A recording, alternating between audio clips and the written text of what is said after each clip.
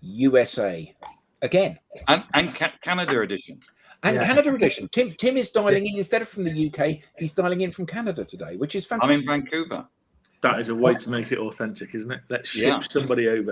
I've flown here deliberately just to do this show, and then I'm not doing that. When are we doing the Australia version? Because I'm prepared to take one for the team. Yeah, I'll join you. Yeah. So before we go any further, let's all introduce ourselves. I'm Adam Gray, co-founder of DLA Ignite, and the host today, Andy. Andy Huff, lecturer in sales leadership and performance at Cranford University, founder of the Institute of Sales Professionals. Tim. I'm Tim Hughes. I'm the CEO and co-founder of DLA Ignite, and I'm known for being the author of the book Social Selling Techniques from Influence Buyers and Changemakers. And you're in Vancouver today. And I'm in Vancouver, live from Vancouver, yeah. Rob. Hi, all. I'm Rob Durant, founder of Flywheel Results, and I am the U.S. representative of today's show. And last but by no means least, Alex. Thank you. Alex Abbott, founder of Sapiro. I'm a partner of DLA Ignite. I'm also a fellow of the Institute of Sales Professionals, and not yet known as the bearded sales guy. But shortly will be known as the bearded sales guy for obvious reasons. Yeah. How would we tell you two apart then? Would that? Well, I'm the handsome. That's going to cause difficulty. Yeah. I'm the handsome bearded sales guy. You are the handsome version, yeah. It's the hair bun. Got it. Yeah. The man bun. For some of us, that's a truly offensive thing, for obvious reasons. I'm growing it longer so I can share some for you, Adam. I'm thinking of you. Oh, well, thank you. Yeah. That's very kind. So in our UK show this morning, we had a really interesting conversation, and loads of people from the audience came back with interesting challenges and perspective on what it was that we were talking about. So do you want to lead off with that, Andy? Because you were the one that came up with the idea of what we were going to talk about. It's been a long time since this morning. You've had a sleep as well. I have had a sleep, actually. Remind me. Adam, go for it, yeah? You tell me what we were going to talk about, and I'll tell you if I remember that and agree. Well, your idea was that we were going to talk about sales and the fact that it's having an existential crisis at the moment. But actually, where we ended up was the idea of lifetime value of salespeople. So you showed your McKinsey graph and you said there were some slides I saw circulating when I. Yes, exactly. That was the McKinsey graph, and you said rather flippantly, McKinsey have said this, therefore it must be true. And I am being slightly flippant. But actually, what they have said here is totally true, isn't it? Yeah. It came out of some work that a company asked me to look into and then go and present to all of their portfolio companies, so a venture capitalist. And what we were looking at is, and we discussed it, I think, last week, which was on the European edition, which was actually your product's quite susceptible to being copied quite quickly these days. So that's not a differentiator. And whilst pricing strategies can be unique, they can also be copied. The processes that sales organizations employ tend to be not differentiators. And then the platforms that those processes are based on certainly aren't, because those platforms sell to many hundreds of thousands of customers. So they're kind of table stakes. And so really it's your people. And there's not a lot of research. There's not a lot of data that says, what does a salesperson cost you, and if you looked after them in a better way, what can you get back from that? And I was testing and I stumbled on this because in literature, sound like Michael Caine and educating me in literature, there is quite a bit around customer lifetime value. Now, it's complex as hell because the equations on it, and I wasn't that particularly strong in maths, are long and quite complicated. But then when you dig around in all of that, you stumble on this McKinsey thing. And what it basically says is that, you've got the ability to recruit somebody. You've then got to accelerate their performance. You then have to keep them engaged and develop and increase their productivity, and then they're going to inevitably leave. If you look at desktop research using LinkedIn, I know you guys are all prevalent around it. It tends to show that most frontline salespeople will leave an organization. Most people who progress through management will stay. So that they're 10 years longer. And it also then hints at, we did some work that with people like UPS and everything, that actually when salespeople leave you, they don't actually put a post-it on their head and go, you know what, I'm thinking of going. So there's actually an inevitable cognitive disengagement from them in the whole role that they've got. So they tend to be less productive for 3 months, and then your patch tends to be left barren for 3 months, or their patch, or somebody else's patch if they move somebody into that domino effect. And then obviously, again, you've got to engage somebody and accelerate their productivity. So it's about 9 months of lost revenue that goes into the minimal, yes. Yeah, there you go. Oh, Yeah. And actually what they're saying is, if you could actually review people and help understand their capability as you recruited them, or even lined them up as potential candidates, then you create an individualist experience of self-development for those people. Because it doesn't say that these are all brand new people to sell. Some of these people might have been selling for 15 years. You can possibly accelerate their usefulness to you as an organization quicker. But then how do you increase their productivity? And this is where the ISP is looking at this. It's not just about training them, because I hate the word. The reality about it is, how do you look after their well-being? So how you can engage them and make them feel better. We talked this morning about happier salespeople are proved to sell 13% more than unhappier people, and they're not engaged. Happier and more engaged people actually engage their customers better, and there's a one-to-one correlation in that, and there's a one-to-one correlation in revenue improvement. You then look at actually how you continue to develop people's skills, look at their customer relationship strength. There's a number of ways to measure that, but what you're doing is improving the individual, recognizing them with, as Alex said, recognition of a professional body, competence and capability, and codification of their knowledge. You keep doing that, they actually become more successful in their role. They have a better time with customers. They have more fun and enjoyment and recognition. So actually what you end up with is this blue shade, because they stay longer, of additional value that happy, contented, professionalized salespeople give you as a company. And you can actually start to put some numbers around this and actually say, treat your salespeople well, treat them as your customers, and actually you're going to get better financial returns and a whole happier place, per se, full stop. So, let's lob that out there and actually see what our audience thinks around this, because McKinsey have said it, and we all know McKinsey are very bright people, but for them to put it into a slide, I think it's great, because it kind of says what professionalism in sales has been looking at for quite a while, but not really been able to articulate. And I think... Go ahead, Tim. I was going to say, I think it was Rob Durant said last time we did this, was that whenever you bring a salesperson on board, there is onboarding, but it's usually go and sit next to Dave and see how he uses the CRM, and then get on the phone. And what we're saying, it's more than that, isn't it? And I know I'm joking a bit, but it's. Can you share that graph again, Adam?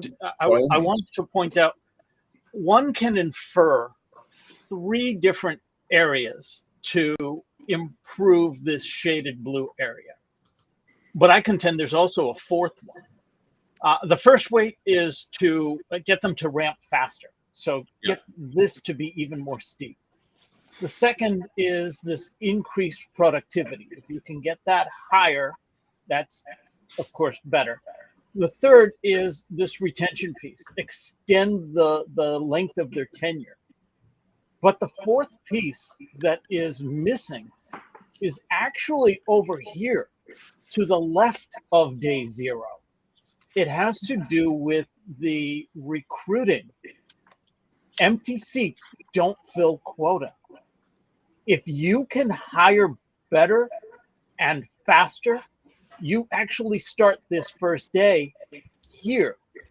and you improve that blue section as well. And I haven't read the McKinsey report to know whether or not that element is discussed, but in my experience working with organizations, helping them source sales talent, it's the ones that are clear on their hiring process that generally beat the competition for the top talent.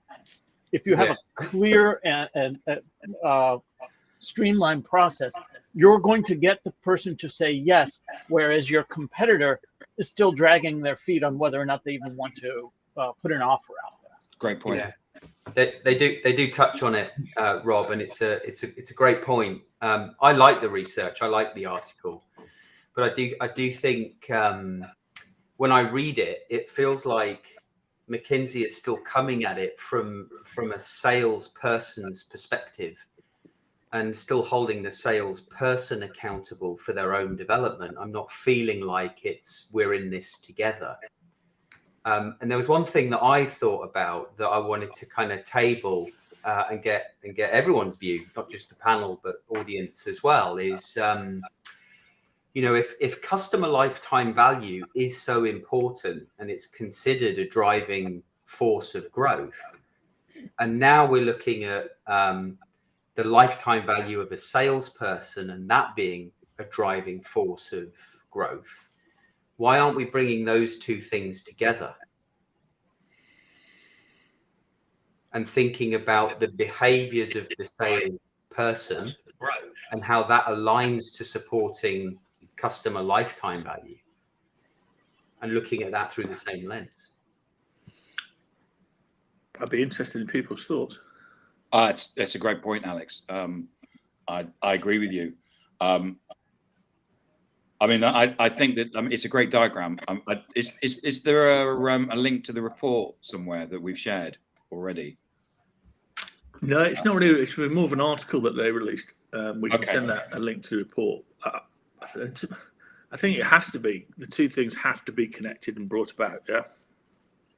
Yes, and I agree with Alex. And clearly, there's going to be a mismatch because salespeople think that the customer are on the same timeline, and they're not. It's a great piece, and I think it would be really interesting. I would be interested to sit down in my own head and work through those different points that you said, Rob, in terms of, okay, what were the things that we could do to make this one better, and what's the one thing that we could do to make this one better, and what kind of things that we can make this one better. Yeah, I think the interesting challenge from an institute's perspective is how do you then put a framework over that? Yeah. That basically says, okay, because I get it, the article was written and could be construed as this lumps it all on the salesperson. Actually, as the ISP, we would go, no, this is a model for you as a sales leader or CEO. Adam, you looked at it this morning. When does the CEO get brought into this? And actually, how do you now understand as a business what levers you pull, and actually, more importantly, what returns you get as a consequence of this? And that's the why you would, that's the why you would do it, because everyone gets the reasoning that sales needs to professionalize and develop itself right now, but it's all a bit elusive because it's too hard to quantify doing the right thing. Is it too hard to quantify, or is it too hard to do because it requires people to do something different?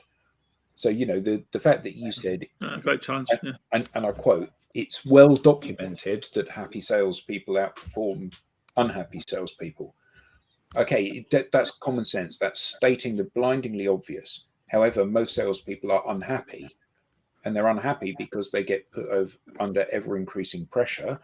All the people upstream of them know that they're adversely affecting their performance by heaping larger targets on them that they have no chance of achieving, and yet they still do it.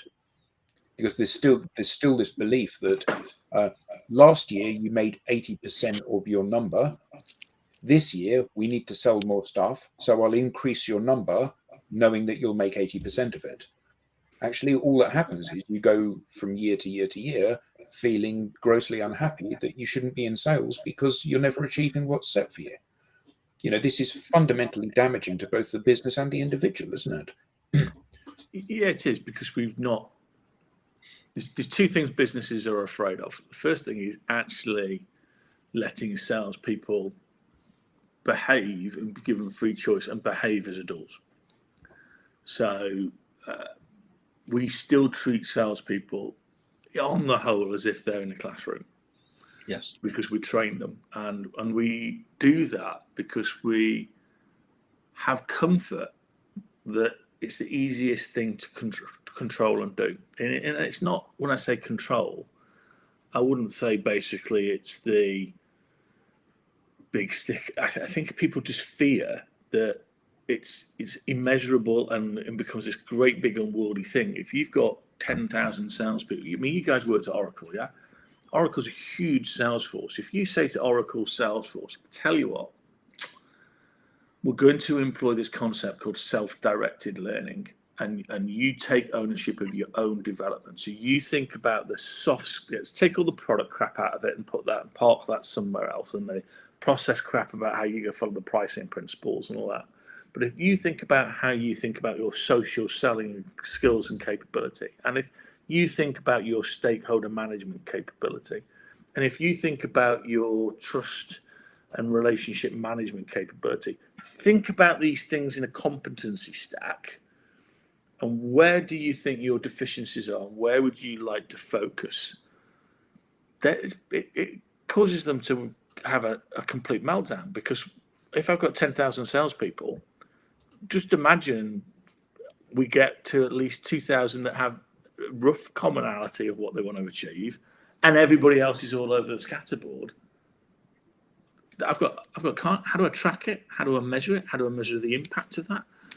Whereas if I go and get tap training, other brands available to go and do negotiation skills right away across the 10,000, I know my price, and I can look for any variation in margin and any variation in revenue, and I can go cause and effect. Thank you very much. And I can probably get a 10% uplift for that. Yeah, so for 90 days until you have to do something else, because all classroom training has been proved to go, it doesn't work because it doesn't stick. You lose 90% in 90 days because you never embed it. And so that's the big shift, Adam. The big shift is treat people as adults, but have a system in place that allows you to track what the hell's going on. And organizations have done this. Royal Mail do it really, really, really well. The equivalent of the US Postal Service do it really well.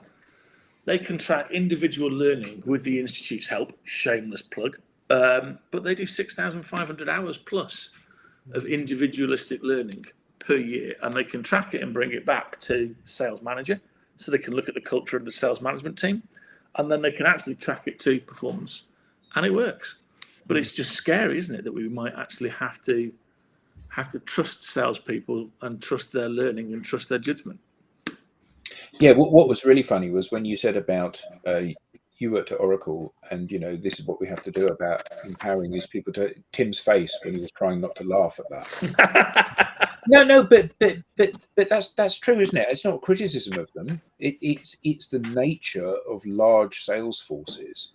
Is that I think you said this morning when we were on a tangential conversation to this, that you invite 100,000 people to go and set their own learning objectives and their own learning pathways, and what you've got is anarchy in a business.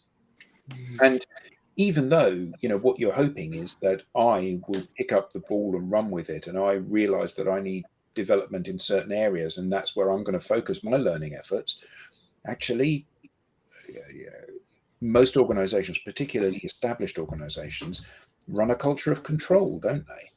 It's either because they are legislating for the lowest common denominator in terms of talent. So these are your slide decks.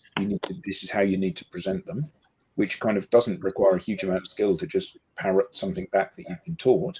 But the idea that you might be able to help your own development is a completely alien concept in most organizations. But that control is two ways. We're hiring those that essentially look to be controlled. So when you talk about a sales force of 10,000 and self-directed learning, if you get 2,000 picking up on it, I would consider that a tremendous success, unless that's part of the culture of the organization. The norm here is we expect you to put in 150 hours of learning each year. What that learning is, we don't know. We hardly care. We'll pay for it, but we're measuring it. But that's not the expectation. Most people are hired into an organization and expect to be told what to do. Yeah. And unless the organization is built around, well, we're going to provide you direction, but not dictation. But what's fascinating what's fascinating about this, Rob, and you're in the US, and the US have a plethora of college, university sales programs, yeah. And I applaud that, because the rest of the world is miles behind that, and we need to follow up on that. So that's brilliant. But to that point, how can we be taking students who are learning by themselves and owning their own learning? There must be 5,000-6,000 salespeople coming out of these university programs each year, if not more. And we then immediately depower that learning and that cognitive process and go, no. We don't want you to develop. We don't want you to do continuous professional development. We don't want you to align to a set of standards. What we want you to do, exactly to Adam's point, is bloody hit a number. Got it? Great. See you later. Come back when you've done it. So while corporates go, you know what, I really applaud this learning. Actually, the problem is no, you don't, because you depower it. What you want is a screening program with a better educated salesperson who you've got more confidence in their competency than if you had to go and get them from the market yourself. So there's some more stuff that has to be sorted out, I think, to get that right. And there was a great paper by Young called Learning in Action, Jung, 2019, he wrote this. He looked at 29 professions and sales wasn't in it. And he worked out that to get to journey person, it takes 10 years. To get to expert in any of those fields, it takes 20. Wow. We don't. How many people get to journeyman, and how many companies believe that we can do that in 2 years? Sales is different. We can get to journey person in 2 years' time, and we're experts in 4. Really? Yeah. So these other 29 professions take 20 years and 10 years respectively, but we're different. Matt had a great comment. There will be self-directed learning going on amongst the top individuals, whether the organization know it or not. So to provide curated, accessible material is a step towards control, not away from it. And to your point, Andy, of these students coming out of universities, don't kid yourself for 1 minute. The students are absolutely not interested in self-directed learning. They're interested in one thing only. How do I get the degree? Just tell me what to do, tell me what to study, tell me what to regurgitate, and tell me how to get out. That and the frat parties. Yeah, I do see. What are you doing hanging around at frat parties? I'm an adjunct. Sometimes I get invited. Is there an issue we need to be talking about here? Because that looks like an admission to me.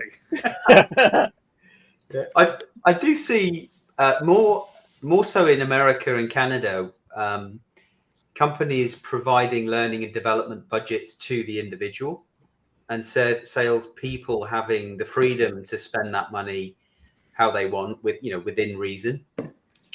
But that's really smart, isn't it? That is here's some budget for you to do whatever you want in the learning space, use it or lose it, is a good way to encourage people. Because what I see a lot of times is that training is a penance, not a reward. It's a penalty. Oh, yeah. You need to log in and do your training. And large corporates have loads of training which is utterly valueless, but they do it for the sake of legals. So, your sexual discrimination training, your corruption training, your, what's good and bad training, whatever those things are, that are like, you watch them and it's so vacuous. And then the problem is that within that environment, lots of the training is a box ticking exercise. When it's going to send you on a sales training program, and it tells me stuff that I already know. It doesn't tell me anything that's particularly relevant today. But the idea of giving me my own personal budget, I can source the provider of this training program that I particularly like. I come on SalesTV and I hear Andy talking and I think that sounds like the sort of thing. Then I can reach out to Andy and I can join the ISP and I can go on a training program and spend my budget on that. That sounds perfect. And I'm bound to be excited about that in a way that I'm not going to be excited about. Here's the photocopy of the different training programs we have. Do you want to learn about sales or cookery or window cleaning or whatever it is that we've got as the corporate choices? Budget's only half the equation. The other half of the equation is time. Are you going to provide me the time to do it? And if you're going to provide me the time, are you going to provide me the quota relief to take that time? So all of those other elements, and we as the organization, well, we can't afford that. We can hardly afford the budget for it. And now you want to produce less as well? But that's really interesting. So Matt and I know each other well, and you've got the founding member of the ISP there, and he does some work with. Really respect Matt. Actually, what he's opened up there is some research that we're looking at, which is top CPD, so people who've been awarded with the number of hours, 24 plus, which is what you need to get certified as a professional in sales. Actually, they tend to be, and you're going to be careful about the definition of the word performance, but they tend to be the top performers in their organization. So there is a correlation between, as Matt put it in his there, correlation between top performers and learning, and it's going on. Actually, what's not happening, and what the Institute's trying to do is, and we aim to do it in the US, is actually codify that. So actually say, you know what, you've done 24 hours, whatever those 24 hours are, we've tracked it. Even if you've done 48, that's absolutely brilliant, and that's great. What's really stumping is causation. So we can prove correlation, but you can't prove causation. And actually, to your point, Alex, around well-being, there's a potential that actually if we interviewed those people, so you do your quants first and prove out the correlation, and then you interview them, is fear may drive that. Because if I'm a top performer, I'm going to find out and do anything I can not to be a fall down that performance stat. So for those of you that are looking for correlations, there's a fantastic website that you may be familiar with called Spurious Correlations. And when you log into it, you see that there's an incredibly strong correlation between US spending on science, space and technology and suicides by hanging, strangulation and suffocation. And the two are almost identical in terms of, and there's a million different spurious correlations on here. But it's an interesting point. Were you feeling bored then? A minute? No. As a host, you logged onto a completely different website. No, but my point is that the difference between correlation and causation is really interesting. And I remember Tim saying some years ago, we were in a conversation, and it was a flippant comment, and it was that all good salespeople seem to drive Porsches. So if you buy a Porsche, you're going to be a good salesman. And actually, it's about which end of the equation that you put this. And part of the challenge is that if you give somebody the freedom to learn the way they want to learn, there has to be a degree of guidance on this, doesn't there? Or does there? Is this about expanding your brain, and actually it matters less about what you learn and merely the fact that you are learning because it opens those neural pathways? I think a bit of both. I think you need a bit of both, and I speak from experience there. Just touched on this morning about in 20 odd years of experience in sales, B2B sales, the company that I valued working for the most not only respected their salespeople, but actually learned from the top performing salespeople and designed their approach around those top performers and brought everybody along. And so whilst there was, let's call it directed learning, we were taught like adults.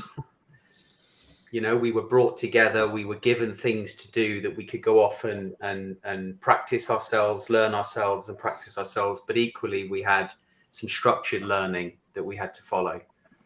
And There's different stages of life, though, Alex, and I think you've nailed it. Whereas if you come out to Rob's point, I'm still grappling with this Will Ferrell image of him running naked down the street in the frat house thing. Toga. Yeah. That's my own personal therapy session. Thanks, Rob. Yeah, we're naked. Come on, there's more coming. Wife driving along. Yeah. I feel seen. There is the whole self-directed learning piece is actually broken down. So if you come out of college, to your point, Rob, completely, actually you need to highly scaffold and support young people because they don't know what they don't know. But then you go into synergistic, and an example of that is if you've been selling for 6 or 7 years, how do you set freedom in framework? Here's 10 things we think are the competencies of a sales role. Pick which 5 you need to go and do first. You feel you give them a bit more. But then you get into voluntaristic and scanning. Now, voluntaristic is a huge place. People have been telling 10 years. And that's into stuff that we talked about in other sessions, which is how do you support the sales manager to be a true coach? And how do you support them to be help reflection? And that really is a true journey of self. And you're then constantly going through that whole process of, okay, and I'm looking at Rob. Okay, Rob, so you felt that you needed to develop yourself around stakeholder management. And how have you done that? And where can I lend you some support and give you some budget to do something? And consequently, how do you, embody that, apply it somewhere, learn from that process of applying it, what went right, what didn't go right, and then what weren't you changing that?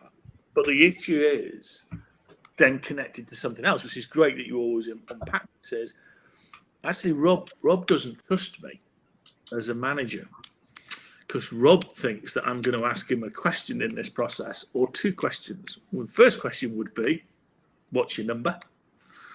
And the second question would be, what you delivered. Yeah.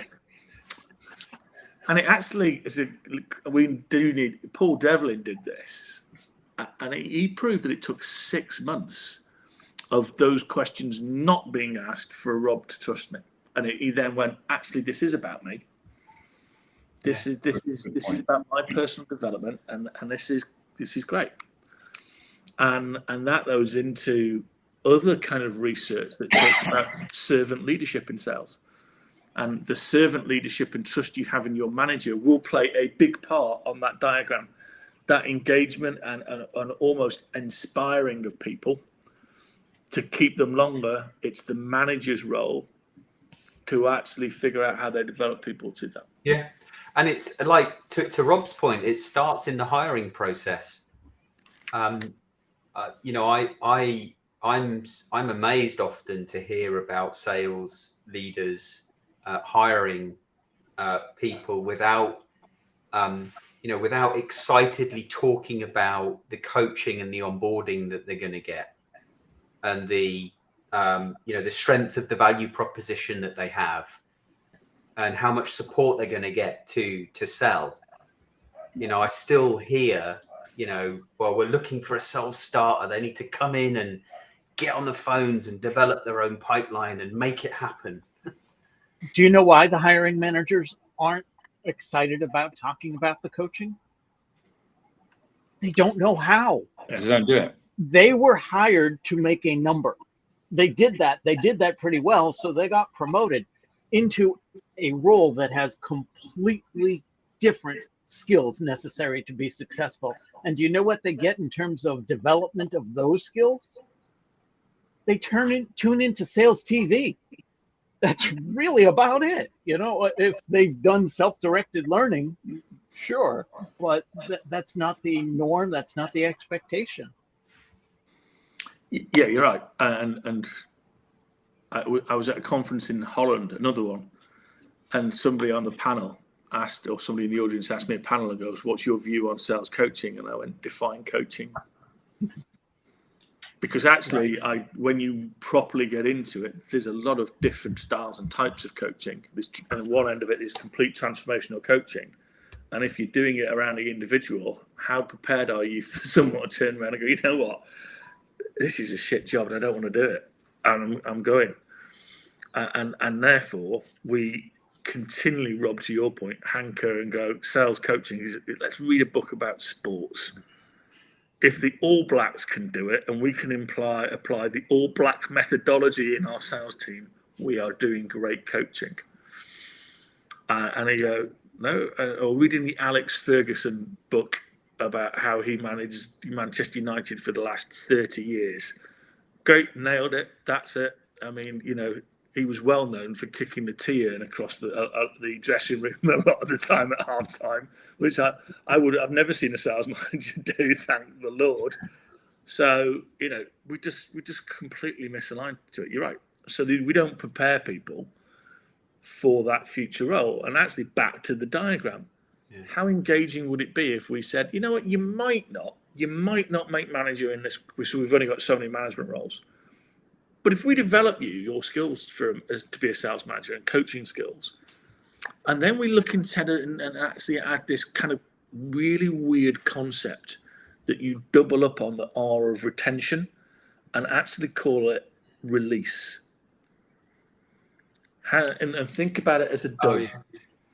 And you go, I've contributed to you being a better, more rounded, wonderful human being that you were in the sales context. But when you joined me, and you go with my full permission and good grace to that next role that will be outside. It might even be a competitor, but I feel so wowed and amazed that I've contributed to that next step in your life. So retention, yes, we can keep it longer, but eventual release. What an empowering thought that would be. That I'm prepared to develop people for the sales community somewhere else. But isn't the issue here that most people view these things, and we see this when we're coaching people with to be more effective on social media. You know, so often people view this as a journey with a destination.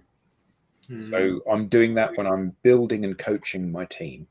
You know, I've recruited people, I've onboarded the people, I've mentored and coached the people, and I've helped the people select their training.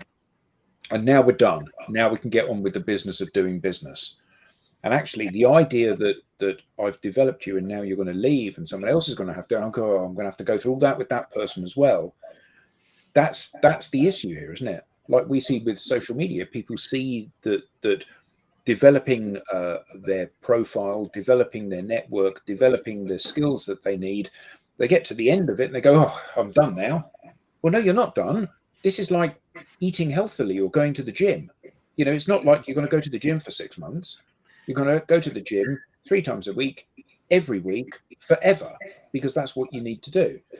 And when you're developing your team, you know, there's the natural flow in and flow out of people as they outgrow you or you outgrow them, or they want something else, or they decide they're having a career break, or they're going to go off to maternity or paternity leave, or they're going to go traveling for a year and take a sabbatical, or they've been ill, or whatever it may be. They have to be replaced by somebody. So this idea of coaching and bringing people up and on board needs to be seen as your role as the manager is the journey, not the destination, isn't it? Well, because they're not thinking about the lifetime value of the salesperson. They're thinking, well, you're the head of sales, you got 18 months. You're coming in as a sales rep, you got 3 to 6 months to deliver the number. So, Andy, I love the idea of release, retain or release. The initial gut reaction I had to that was, where does the blue on the graph grow? We talked about the 4 elements. I don't see that making the first day, although an argument could be made for better hiring if you have a career path plan that you could share with candidates. Does it increase productivity? Does it expedite the ramp? Does it elongate the retention, even with the idea that they will eventually move on? Are they staying longer to be ripe to not only move on, but move up simultaneously? What are your thoughts around that? I think it's a great question. And so to clarify for viewers, the current situation is the solid blue line, which is at the bottom of the shaded blue. And what the argument from McKinsey and others are saying is actually, if you can get to the dotted line, Rob, that's your lever, and that's the additional value. So that the light blue shading is that additional value that you get. But to answer your question around, retaining people, everybody wants to be developed. Louis Kahn, the world famous architect, held up a brick once in a class and said, "What's this?" And people shout out, "It's a weapon. It's it's a brick. It's a doorstop and everything else." And he went, "Actually, Louis Kahn said even a brick wants to be something." And he put up these pictures of these wonderful spires and massive US cathedrals and various other things. And his argument was, if a brick, an inanimate object, wants to be something better than it is and be collective, then doesn't everything else above brick want to be? And that's true. I mean, and I love movies, and I think the human spirit is articulated in some of the things that we do look at as sales coaches. We talked before that, Marshall TV, We Are Marshall, The Rookie, all of those things, Invincible. Great American films that look at people who've gone that extra bit, found that extra inspiration, and performed far better. And you give them a shot, you give them that ability to grow and that nurture, in the full knowledge that they're going to go at some point. They'll continue to stay because you're investing in them, and who doesn't love having an investment in them? As you were saying people want to be developed, it reminded me. The first tech startup that I worked for, I was building their sales enablement program and helping with the recruiting and onboarding. And we landed candidates above our weight class. We landed candidates that were going up against companies that were better funded, more successful, paying more than we were paying, simply because I could have that conversation with them. Here's our onboarding plan, and here's your career path. And as you hit these benchmarks, this is what you can expect. And the competition didn't have that. And that little impetus, that insight into where you could go here, was the difference between us landing some top candidates, like I said, that were above our weight class, frankly, and not having that success. Yeah, I like Matt's again comment about balanced scorecards. We talked this morning again about the right KPIs to put into those balanced scorecards. So I think one of the great things to do would be, Rob, for you, to get a few American leaders and a few American students on the next one. And actually, let's have a look and dive into, and if you could just go out in Canada and grab someone that looks like a salesperson and pull them into the SalesTV next week, that'd be great. Maybe the person that keeps walking behind you in your hotel room, they're probably, family, but drag them in, to call them a salesperson, we'll never know. They are a salesperson, as it happens.